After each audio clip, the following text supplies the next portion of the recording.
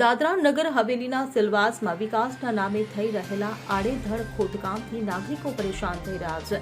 સિલવાસ પાલિકા દ્વારા શહેરના મુખ્ય માર્ગો પર એક સાથે ગટર લાઇનના કામો શરૂ કરવામાં આવ્યા છે. પોલીસ મથકથી કિલવણી નાકા સુધીનો માર્ગ સંપૂર્ણપણે ખોદી નાખવામાં આવ્યો છે.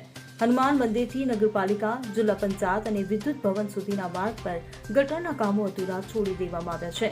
હવે કિલવણી નાકાથી ડોકમરડી તરફ જતા મુખ્ય માર્ગ પર પણ ખોદકામ શરૂ કરવામાં આવ્યું છે. આ મામલે કોંગ્રેસ નેતા પ્રભુ ટોકિયાએ જણાવ્યું કે વિકાસના નામે લોકોને હેરાન કરવામાં આવી રહ્યા છે. ઝંડા ચોક અને આંબલી વિસ્તારમાં પણ કામો અધૂરા છોડવામાં આવ્યા છે. ખોદકામ દરમિયાન જેસીબી મશીનથી પાણીની લાઈનો તૂટી રહી છે, જેના કારણે સ્થાનિકોને પીવાના પાણીની સમસ્યા પણ સર્જાય છે.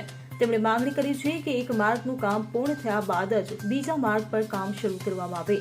આ સાથે જ પ્રદેશમાં ચાલી રહેલા ગેરકાયદે માટી ખનન તરફ પણ પ્રશાસનનું ધ્યાન દોર્યું છે, જેનાથી સરકારી તિજોરીને નુકસાન થઈ રહ્યું છે.